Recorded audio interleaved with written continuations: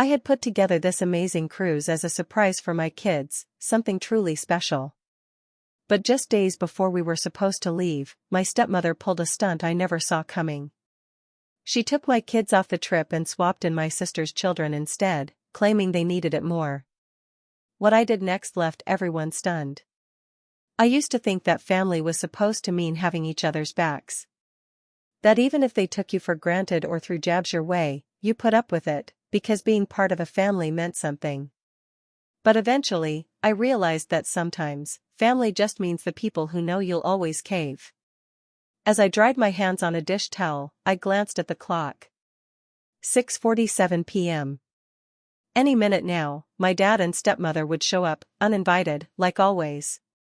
In the other room, I could hear my kids yelling, laughing, squabbling, lost in their own noisy little world. They were loud. They were raw. They were full of life. And that's exactly why my stepmother couldn't stand them. They're wild. You've spoiled them beyond repair. Her voice still rang in my head, even though our last fight had happened days ago. Do you even bother to discipline them? Or are you just letting them run loose like that? I'd clenched my jaw back then, kept my mouth shut. There was no point arguing with someone who'd already made up her mind. "Mom, are we really going on the cruise?" Sophie asked, bouncing with excitement. "Grandma said it's going to be amazing." I smiled and tucked a curl behind her ear. "Of course, honey. You and Marcus are going to have the best time with Grandpa and Grandma. Just a few more days and they'd be boarding that massive ship, ice cream every day, endless adventures." This was supposed to be their trip. Something exciting and carefree, a little adventure with their grandparents. And for me, a much-needed breather. I'd handled every bit of planning. Covered every cost. Booked the best rooms for my parents. All they had to do was show up and enjoy being with the kids. The front door swung open without so much as a knock. "Hello, darling," came my stepmother's voice, sweet as sugar but twice as fake. My dad walked in behind her, as quiet as ever. He never said a word. Never stopped her. Never stood up for anyone. I turned around and forced a polite smile. I told myself, not tonight. Just don't start anything tonight. "Perfect timing," I said. I was just about to finish the cruise arrangements. She gave me that slow, deliberate smile, the kind that always made my stomach twist. "Oh, right, about that," she said, slipping off her coat and laying it across the back of a chair. "We had to make a small change." I froze. My hand tightened around the edge of the counter. "What kind of change?" She sat down, crossed her legs like she was about to talk about the weather, not upend months of planning. "We decided your sister's kids would get more out of the trip." Silence. I stared at her, trying to make sense of the words. "Come again?" She let out an exasperated sigh, like I was being difficult. "Well, after that little disagreement we had, I started thinking, your kids really don't deserve this kind of trip. They're too much. Too much work," she continued. "And frankly, I think this could be a good learning moment for you. You need to learn how to raise children properly." The memory hit me like a punch. 3 nights ago. Dinner at my dad's place. Marcus. Sophie. "Sit properly." Her voice cut through the room like a knife as she glared at Marcus, who'd just tried to grab a piece of bread. I tried to brush it off, lighten the mood. "They're just excited," I said with a nervous chuckle. "Excited?" "They're little monsters," she snapped. Her polished nails clutched her wine glass tighter. "You've raised wild animals. No manners. No discipline." "Excuse me?" My voice dropped low, I was losing patience. "You heard me," she said, setting her glass down hard. "You let them run the show. They need structure. They need rules. Now, your sister's kids, they're respectful. They listen." "Maybe because they're scared of their mom," I muttered. Her eyes lit up with anger. "I don't expect someone like you to get it. But I won't stand here and act like your parenting isn't a complete disaster. I had to force myself to take a deep breath and keep my cool. My dad just stared at his plate. As always, he said nothing. Not in my defense, anyway. And now, here we were. She'd been waiting for the perfect moment to prove her point. A slow, icy rage crept through me. You replaced my children? My voice came out calm, too calm. She waved her hand like it was nothing. Oh, don't be so dramatic. They'll have another opportunity. But your sister's kids? They've had a hard year. And let's be honest, they're easier. This is for the best. My dad shifted in his seat, clearly uncomfortable, but like always, he kept his mouth shut. He never spoke up. And something in me just cracked. But I didn't yell. I didn't blow up. I just grabbed my phone, hand steady, mind clear. Oh, I said with a calm voice, that's not going to be an issue. A few taps later, everything was cancelled. Every reservation. Every cabin. Every single activity. Just like that, gone. Her smile faded. Wait, what are you doing? She asked, confused. I slid my phone back into my pocket and looked her straight in the eye. Problem solved. The silence that followed was so thick it felt like the room was holding its breath. My stepmom blinked like her brain was trying to catch up. Dad shifted again, finally letting out a nervous cough. You canceled the trip? She asked, her voice sharp, like she couldn't believe it. I held her gaze and answered plainly. Sure did. That's ridiculous, she stammered, trying to laugh it off like I was just messing around. The cruise is tomorrow. Do you even understand how hard it was to plan everything? What are we supposed to tell your sister's kids? I crossed my arms. Tell them what you told me. That the plan changed. She opened her mouth like she was about to argue, then shut it again. My dad let out a big sigh. Come on, son. Be reasonable. It's all been paid for. No, Dad, I replied, my voice cold. I paid for it. And if my kids aren't welcome, then nobody's going. That's when I saw it click for him, finally. His face shifted. Wait, you canceled everything? The rooms, the tickets, the whole thing? Every single piece, I confirmed.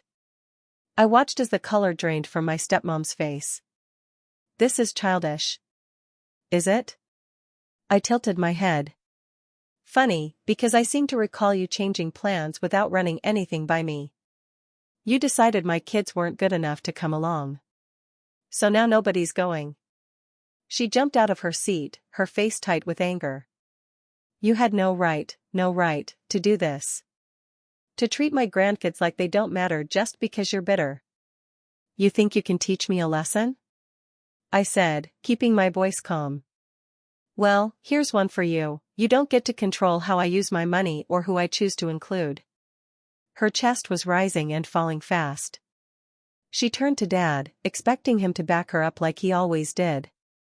But for the first time in a long time, he hesitated. He looked at me, furrowing his brow like something was finally starting to make sense. You really canceled everything? He asked again, this time quietly. I nodded. Yep. And, you're okay losing all that money? I let out a dry chuckle. Oh, don't worry about that. I'm getting it all back. My stepmom's eyes widened. What? I pulled out my phone again and held it up so they could see the email on the screen. Full refund. Travel insurance covered everything. I booked it through my company account, called in a favor. It's all coming back. The room went completely still. For a second, nobody said a word. Then her face twisted with rage. You. Me, I cut in, sliding my phone back into my pocket. I just unraveled all your little scheming in under 2 minutes. Hope it was worth it. You're so ungrateful, she snapped, dragging me back to the moment. I let out a slow breath. Ungrateful? For what? Being told my kids don't belong? For being treated like I'm just a wallet with legs? She marched toward me and jabbed a perfectly manicured finger into my chest. I've done nothing but try to help you. I laughed, cold and sharp. Help me? I took a step closer and dropped my voice. Let's break down what your help looks like. I held up one finger.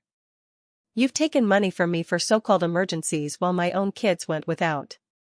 2 fingers. You've called me selfish every time I did something just for myself. 3 fingers. You've never stood up for my kids, not once, when they got compared to your perfect little golden grandkids. Then 4. And now you sneak behind my back, pull my kids off a trip that I paid for, organized, and invited them to, without even telling me. I dropped my hand and stepped back. That's not help. That's manipulation. And I'm done letting you run the show. My dad stood up fast. Hey now, let's all just calm down. No, I shot back. I'm done being calm. I'm done playing nice. I grabbed my bag and turned toward the door. Where are you going? Dad asked, almost sounding panicked. Home, I said flatly. Because unlike some folks in this family, I actually want to be around my kids. And with that, I walked out and slammed the door behind me.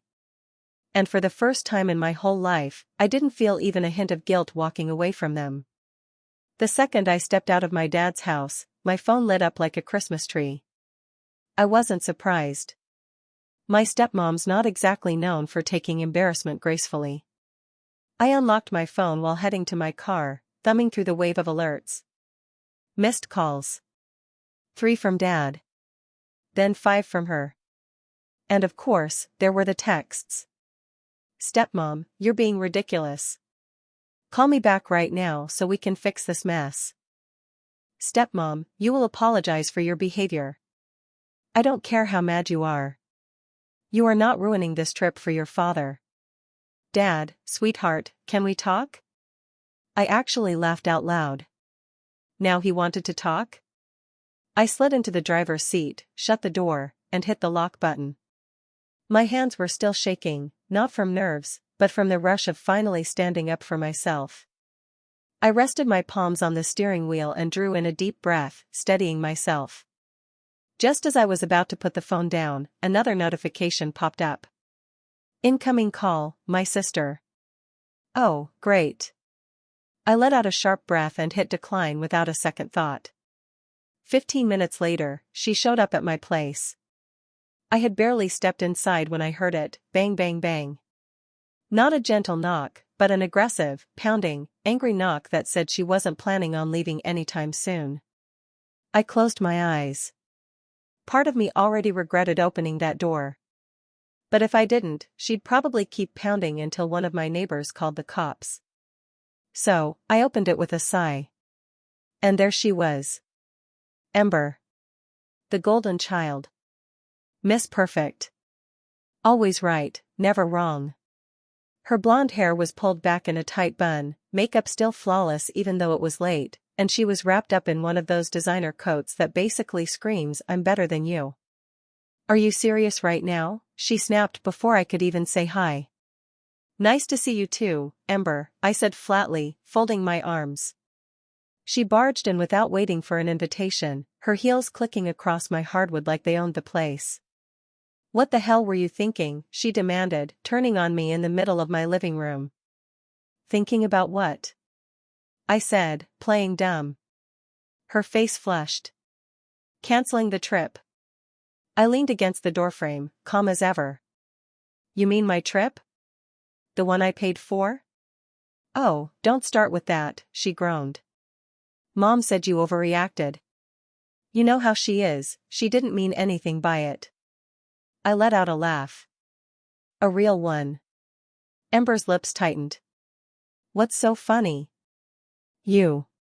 Standing there like this is just some minor miscommunication. Like I'm supposed to sweep it under the rug and pretend it didn't happen. Because you should, she snapped. It's just a vacation, for God's sake. You turned it into some huge drama. Just a vacation, I echoed. Just my kids. Just another reminder that, in this family, we'll never measure up.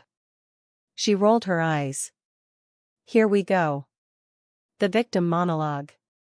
And there it was. The patronizing tone. The brush off. The same routine she's pulled our entire lives. You always do this, she went on, throwing her arms up. Everything's a personal attack. You twist things until somehow you're the one being wronged. I felt the resentment, years of it, boiling right under the surface. I didn't make myself the victim, Ember.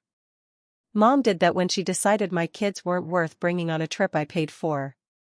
She didn't say they weren't worthy, she argued. She said they were undisciplined. A handful. Just too much to deal with.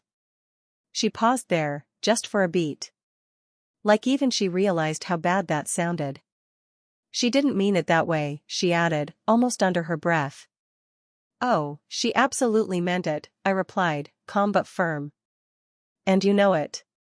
She blew out a breath through her nose like she was trying to keep it together. Look, just fix it, okay?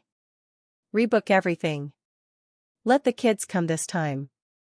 Too late, I said, plain and simple. Her jaw clenched. You know what? Forget it, she snapped, turning on her heel. I should have known you wouldn't be reasonable. You never are. She reached for the door, ready to storm out, and I waited until her hand was on the knob. By the way, Em? I said casually. She froze and turned her head, glaring at me. What? I gave her a cold smile. Since you're already here, let Mom know she'll be getting the bill for the non-refundable parts of the trip. For the first time, her face actually dropped. Panic, real and unfiltered. Wait, what? What non-refundable parts? Oh, you didn't think everything was refundable, did you? I tilted my head a little. The excursions, the VIP dinner, the suite upgrades? You know, all those little extras I added just for them? Yeah, those are staying paid. Her mouth opened, then shut again. How much? She asked, her voice lower now, more careful. I grinned. 12 grand. She went pale. You're lying. You really want to test that theory? I asked, pulling up the confirmation emails on my phone and holding it out so she could see the balance. Her eyes widened, and her hand flew to her mouth. Oh my God. Mom's going to lose it. I just gave her a small grin. Oh, I know, I said, savoring the moment like a fine dessert. Ember spun toward the door, fumbling to unlock her phone. She's going to flip when she hears this, she muttered while her thumbs flew across the screen. Oh, and tell her one more thing for me, I added with a syrupy tone. Ember stopped typing and gave a heavy sigh. What now? I smiled, calm and clear. Next time she wants a free vacation, she can foot the bill herself. Then I closed the door right in her face. That night, while I was tucking my kids into bed, I felt something I hadn't in a long time. Not guilt. Not doubt. Just pure relief. For once, I'd drawn a line in the sand, one that was firm, costly, and long overdue. And deep down, I knew that was just the beginning. The next morning, I woke up to 23 missed calls. 15 were from my stepmother. 5 from my dad. 3 from Ember. I let out a slow, steady breath. I already knew what kind of storm I was walking into. And sure enough, as soon as I unlocked my phone, the floodgates opened. The first message was from my stepmother. I hope you're proud of yourself. Your father is heartbroken. Then another. How can you even sleep at night after doing something like this? And more. Your sister's kids were excited. Do you even care what this did to them? You didn't just hurt me. You hurt innocent children. I hope you're ready to explain that to your father when he calls. I've told him everything. Then Ember chimed in. Mom is furious. She's actually talking about legal action. Are you completely out of your mind? Just fix it. You still can. And from Dad. Sweetheart, please call me. We need to talk.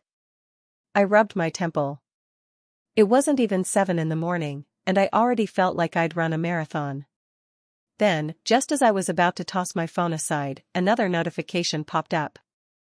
Incoming call, Dad. I hesitated, then let out a sigh and picked up. Hey, Dad. Sweetheart, he said, and he sounded tired. Like the last 24 hours had aged him. Can we talk? We're talking, I replied, flat. There was a pause. I know you're upset, but did you really have to cancel the whole trip? I closed my eyes and pinched the bridge of my nose. Dad, she cut my kids out of a vacation that I paid for. Didn't even bother to tell me. What did you think was going to happen? He let out a sigh. I just think maybe you overreacted. I repeated the word slowly, letting the weight of it hang in the air. Overreacted? My voice was calm, too calm. If someone had done that to Ember's kids, would you be saying the same thing? There was another pause. That's not really the point, he muttered. No, Dad. That's exactly the point, I snapped. You've let her treat me like this for years. You always say you don't want to get involved, but what you really mean is you don't want to stand up to her. It's not that simple, he said quietly. Yes, it is. You just don't want to deal with the mess. For the first time, I heard something crack in his voice, a shaky breath, like the weight of everything was finally pressing down on him. She was just trying to do what was best for the family, he offered. I let out a laugh, cold and humorless. No, Dad. She was doing what was best for her version of the family. The one where I'm the ATM and nothing else. He didn't say a word. So let me make this easy for you, I said, and my voice turned to ice. I'm done. I'm done bankrolling everything. I'm done fixing everyone's problems. If she wants to go on a trip, she can pay for it. If Ember's kids want a vacation, she can figure it out herself. Sweetheart. No, I cut him off, final and firm. This was the last time I was generous. And you let her toss it in the trash. Another long stretch of silence. And then, for the first time in years, my father said something that actually felt honest. I don't know how to fix this. I closed my eyes, my voice soft but steady. You don't. Because you're about 20 years too late. And I hung up. The next few hours were quiet, beautifully, blissfully quiet. No buzzing. No messages. No drama. I made a late breakfast for the kids, took them to the park, and tuned out everything else. But by mid-afternoon, I had a feeling it wouldn't last. And sure enough, at exactly 3:14 p.m., the doorbell rang. I stayed still. It rang again, longer this time. Then came the knocking. Sharp. Demanding. I sighed, pushed up from the couch, and walked to the door. Might as well face it head-on. I opened it. There she was. My stepmother. Her perfectly styled hair looked a little less flawless than usual. Her fancy blouse had some wrinkles in it. But her eyes? They were blazing. We need to talk. I leaned against the doorframe, crossing my arms. Yeah. I don't think we do. She barged past me like it was still her house, like she had every right to just take up space where she wasn't welcome. I let her barge in. Honestly? I didn't stop her because I knew this was about to get entertaining. She whipped around to face me, arms planted firmly on her hips. What the hell is wrong with you? I couldn't help but smirk. You'll have to be more specific. You ruined everything, she snapped. Do you have any idea what you've done? Oh, I've got a pretty clear picture. She was fuming. Your sister's having a meltdown, the kids are heartbroken, and your father is devastated. And you, she said, pointing at me like I was a misbehaving child, you're just sitting here, acting like a spoiled brat. I tilted my head and gave a thoughtful pause. Sounds more like your issue than mine. Her face twisted with rage. You're unbelievable. I always knew you were selfish, but this? This takes it to a whole new level. I sighed, overly dramatic, like I was on stage. And yet somehow, I'll manage to sleep just fine tonight. She took a step closer and lowered her voice, trying to sound intimidating. You need to fix this. I met her eyes and smiled, slow and cold. No. Her nostrils flared like a bull about to charge. You don't get to say no. Oh, but I just did, I said with a shrug. She started sputtering, her face going red. You can't just. I can do whatever I want, I cut in, taking a calm step forward. And to my surprise, she actually stepped back. For the first time, you just found out what happens when you push the wrong person too far. Her breathing turned shallow, hands trembling at her sides. You think you won? She hissed. I laughed out loud. Oh, I know I did. It was over the second you decided my kids weren't good enough for your vacation plans. She clenched her jaw so tight it looked like it hurt, but she didn't say a word. So I gave her a little smile and motioned toward the door. Bye, Mom. Her eyes lit up with fury. She hated when I used that word in that tone, laced with sarcasm, stripped of meaning. She turned on her heel and stormed out. This time, I made sure to lock the door behind her. That night, as I tucked my daughter into bed, she looked up at me with this little frown on her face. Mommy? Yes, sweetheart? She leaned in, her voice barely a whisper. Did we do something bad? Is that why we're not going on the trip? I felt my chest tighten like someone had wrapped a belt around it and pulled. I brushed her hair back gently. No, baby, I said softly. You didn't do anything wrong. She studied me for a moment, then nodded and rolled over, hugging her teddy bear tight. And as I stood there watching her drift off to sleep, something inside me shifted. This wasn't about revenge anymore. It was about protecting them, my kids. And if that meant burning every last bridge to shield them from people like her? So be it. The silence after she left didn't feel heavy this time. It wasn't soaked in guilt or filled with second-guessing. It was calm. Peaceful.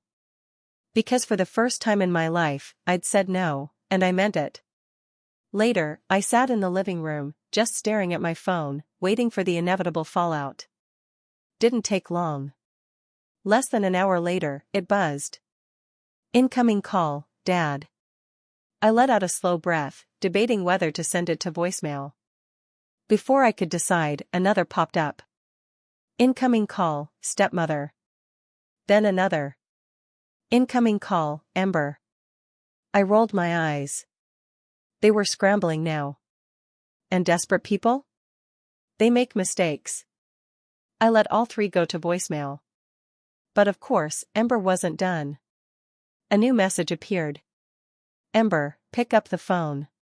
Mom's losing it. Dad's freaking out. You need to undo this now. Another one right after.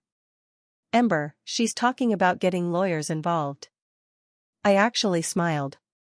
This was getting better by the minute. I tapped my fingers on my knee, thinking it over. They wanted to play dirty? Fine. Let's play. I opened up my email and scrolled until I found what I needed. A document. A fully signed, legally binding contract. I clicked it open, reread the details, and grinned. Oh yeah, they were going to hate this. Flashback, 2 months earlier. That's a lot of money, my coworker Derek said, eyeing the figure on my screen. I know, I muttered. You sure you want to cover the whole thing? It's for the kids, I said, almost on autopilot. But something didn't sit right. And your stepmother? He asked, raising an eyebrow. You trust her with this? I paused. No. Not even a little. Then protect yourself, he said with a shrug. Put something in writing. A contract. Make it official. I blinked at him. A contract? Yeah, he said. Just something that says if they screw you over, they owe you. Simple. Smart. A slow grin crept across my face. Derek, you might just be a genius. Back to now. I forwarded the contract straight to Ember. Took all of 30 seconds for my phone to ring again. Incoming call, Ember. This time, I picked up. What the hell is this? She yelled before I could even say hello. I leaned back on the couch, calm as ever. That, dear sister, is a signed legal agreement. You can't be serious. Oh, I am. You're actually going to make Mom pay you back? She accepted my money. She signed the terms. Now she's in breach. That means, yes, she owes me. There was a beat of silence. Then Ember dropped her voice, seething. Mom is going to lose it. She should have thought of that before pulling the stunt. Ember took a breath, clearly trying to keep herself composed. Okay. Let's just be reasonable. Maybe there's a way to settle this, no lawyers involved. I raised an eyebrow. Now you want to negotiate? Look, maybe she could pay you back in chunks? Or maybe you could just, No. What do you mean no? I mean no, Ember, I said, my voice cutting through like glass. Mom always pulls this crap. She lies, manipulates, plays everyone. And you and Dad let her. Well, not anymore. She owes me. And she's going to pay me back. For once, Ember had no smart remark. You're serious, she finally whispered. Dead serious. You'd actually take this to court? If she pushes me? Absolutely. There was a long, heavy pause on her end. This is going to destroy the family, she said, her voice barely above a whisper. No, Ember, I replied, steady, cold, and finally free. This family was already broken. I'm just done pretending it wasn't. And I ended the call. That night, I opened a bottle of wine, curled up on the couch, and waited. Waited for the panic. The outbursts. The collapse of her illusion of control. And right on schedule, at exactly 9:02 p.m., my phone went nuts. Call after call. Dad. Ember. Stepmother. I didn't answer. Because for the first time in my life, I was done. I'd cancelled the cruise. Faced them down. Set my boundary. Now I had a choice to make. Do I take this to court and hold them accountable? Or do I back down for the sake of keeping the peace?